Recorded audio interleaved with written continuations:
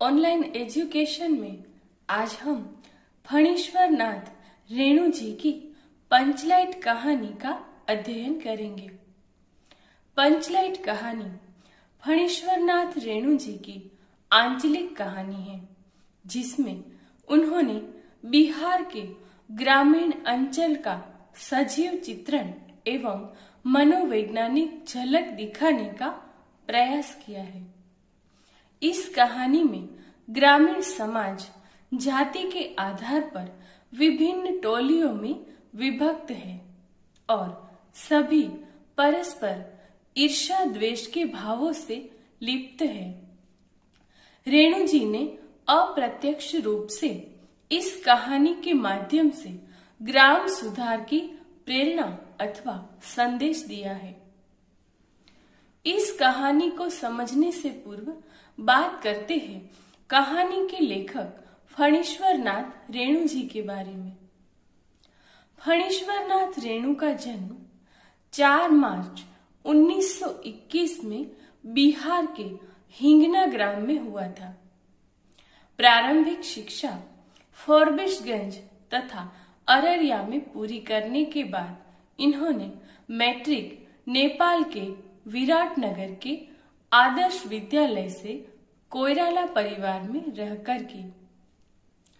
इन्होंने इंटरमीडिएट काशी हिंदू विश्वविद्यालय से 1942 में की, जिसके बाद वे स्वतंत्रता संग्राम में कूद पड़े।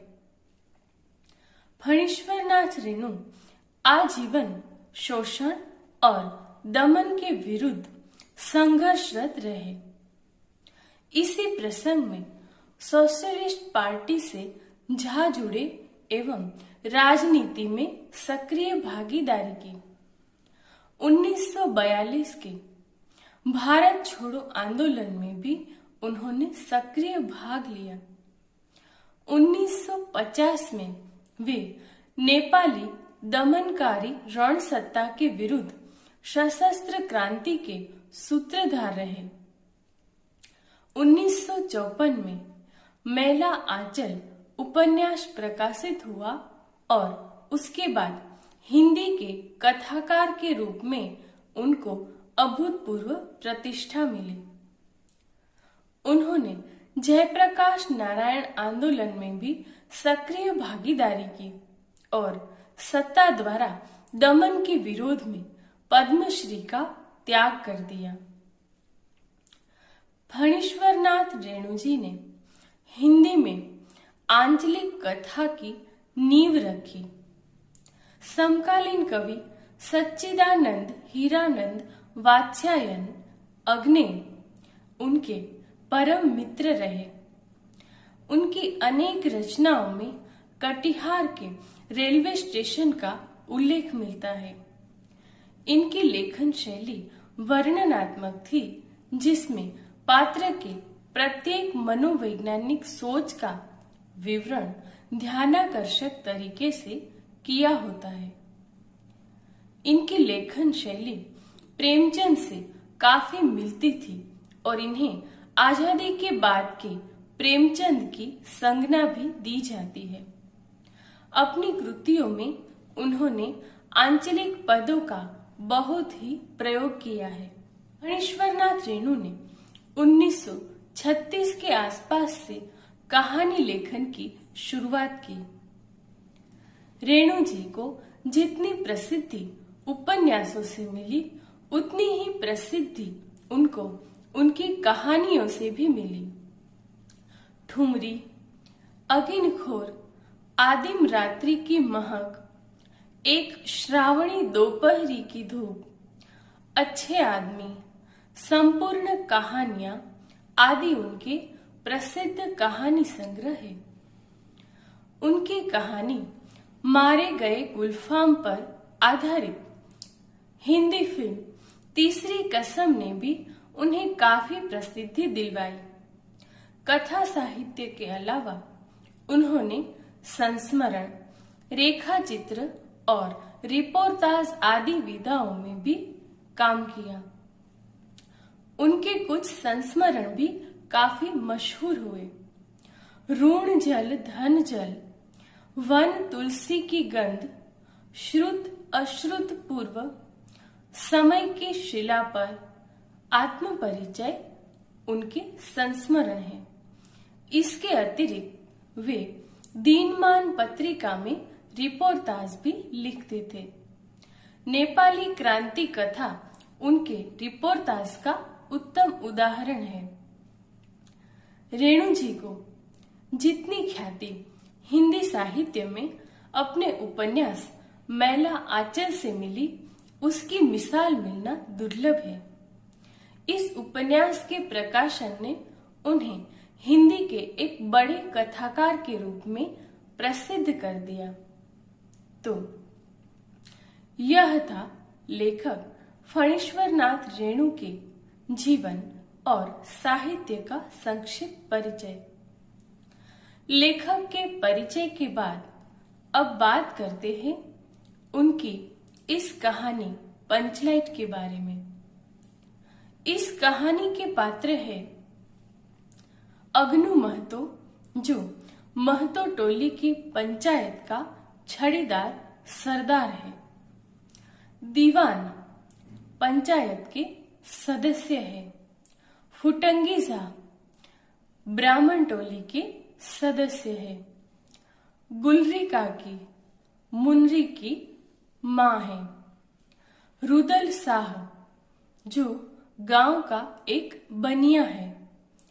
गोधन गांव का साधारण एवं गुणवान व्यक्ति है, जो मुनरी से प्रेम करता है। मुनरी साधारण ग्राम बाला है और गुलरी काकी की बेटी है। कनेली जो मुनरी की सहेली है और मूलगैन जो कीर्तन मंडली का सदस्य है। तो पात्रों के परिचय के आधार पर हम इस कहानी को सरलता से समझ सकते हैं। यह कहानी कुछ इस प्रकार है कि पंचलाइट शब्द जो इसका नाम है, वह यहाँ पर पेट्रोमैक्स के लिए प्रयोग किया गया है। इस कहानी में ग्रामीण जीवन का वास्तविक चित्रण किया गया है। यह कहानी उस समय को जब गांव में बिजली होना तो दूर की बात, लेकिन पेट्रोमैक्स जैसी चीज भी ग्रामवासियों के लिए आश्चर्य, आनंद और उत्साह का कारण बनती है। गांव में निवास करने वाली विभिन्न जातियां भिन्न भिन्न टोली बनकर रहती है। उन्हीं में से एक है महतो टोली। महतो टोली में गांव के कुछ अशिक्षित लोग हैं। महतो टोली के पंचों ने पिछले 15 महीने से दंड जुर्माने की जमा राशि से रामनवमी के मेले से इस बार पंचलाइट खरीदी। इस पेट्रोमैक्स को गांव वाले पंचलाइट कहकर पुकारते थे। पंचलाइट खरीदने के बाद जो 10 रुपए बच गए थे, उनसे पूजा का सामान लाया गया। मेले से पंचलाइट की खरीदारी के बाद सभी खरीदार पंच गांव की ओर लौटे, जिनमें सबसे आगे अगनू महतो पंचलाइट का डिब्बा माथे पर लेकर आ रहा था और उसके पीछे सरदार, दीवान और पंच लोग चल रहे थे। पंचलाइट देखने के लिए टोली के सभी बच्चे, औरतें एवं मर्द एकत्रित हो चुके थे और सरदार ने अपनी पत्नी को पंचलाइट की पूजा पाठ का प्रबंध करने के लिए कहा। मेले से पंचलाइट की खरीदारी के बाद सभी खरीदार पंच गांव की ओर लौटे, जिनमें सबसे आगे अगनू महतो पंचलाइट का डिब्बा माथे पर लेकर आ रहा था और उसके पीछे पीछे सरदार, दीवान और पंच लोग थे। पंचलाइट देखने के लिए टोली के सभी सदस्य बच्चे, औरतें सारे एकत्र हो चुके थे और सरदार ने अपनी पत्नी को पंचलाइट की पूजा पाठ का प्रबंध करने के लिए कहा। सबको पंचलाइट आने की प्रसन्नता थी। इस खुशी में कीर्तन का आयोजन किया गया। गांव में पंचलाइट आते ही बच्चे, औरतें और अन्य सभी लोग उत्साहित हो गए।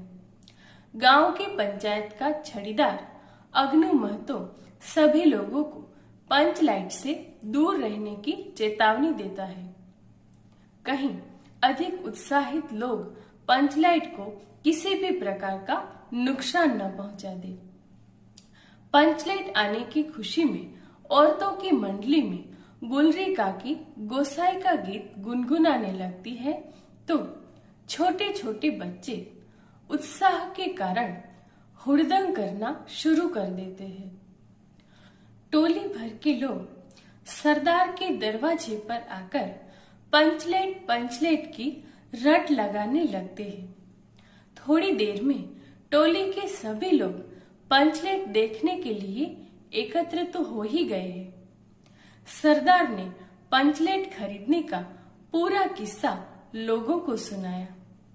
टोली के लोगों ने अपने सरदार और दीवान को श्रद्धा भरी नजरों से देखा। इस प्रकार पूरी महतो टोली का वातावरण उत्साह से भर गया।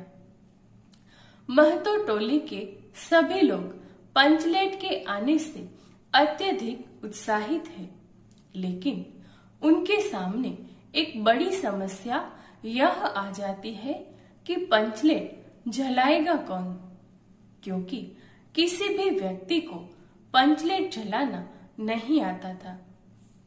खरीदने से पहले किसी के मन में यह बात नहीं आई थी। महतो टोली के किसी भी घर में अभी तक ढिबरी नहीं जलाई गई थी। ढिबरी यानी कि दिया, तो ढिबरी नहीं जलाई क्योंकि सभी पंचलेट की रोशनी को ही सभी और फैला हुआ देखना चाहते थे।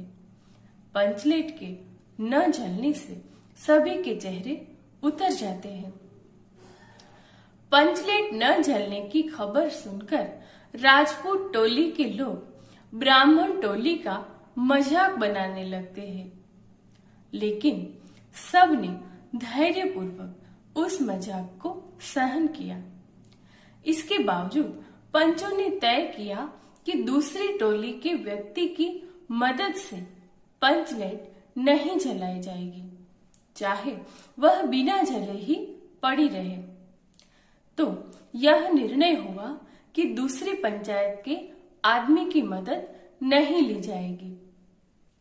लेकिन पंचलाइट के न जलने से पंचों के चेहरे उतर गए थे। गुलरी काकी की बेटी मुनरी वहीं पर बैठी थी। मुनरी गोधन से प्रेम करती थी और उसे पता था कि गोधन को पंचलेट जलाना आता है, लेकिन पंचायत ने गोधन का हुक्का पानी बंद कर रखा था, क्योंकि गोधन रोज मुनरी को देखकर सलम सलम वाला सलीमा का गीत गाता था और मुनरी की माँ गुलरी काकी ने उसे सजा दिलवाई थी। परंतु आज गोधन की आवश्यकता महतो टोली के लोगों को पड़ गई थी। गुलरी काकी की बेटी इसी आवश्यकता को जानते हुए मुनरी ने अपनी सहेली कनेली द्वारा सरदार तक यह सूचना पहुंचाई कि गोधन पंचलेट चलाना जानता है। सभी पंच सोच विचार कर अंत में यह निर्णय लेते हैं कि गोधन को बुलाकर उसी से पंचलेट जलवाई जाए, क्योंकि यह टोली की इज्जत एवं प्रतिष्ठा का सवाल है। इसलिए सरदार द्वारा गोधन को बुलवाने का आदेश दिया जाता है। सरदार द्वारा गोधन को बुलाने के लिए छड़ीदार को भेजा जाता है, लेकिन गोधन नहीं आता है।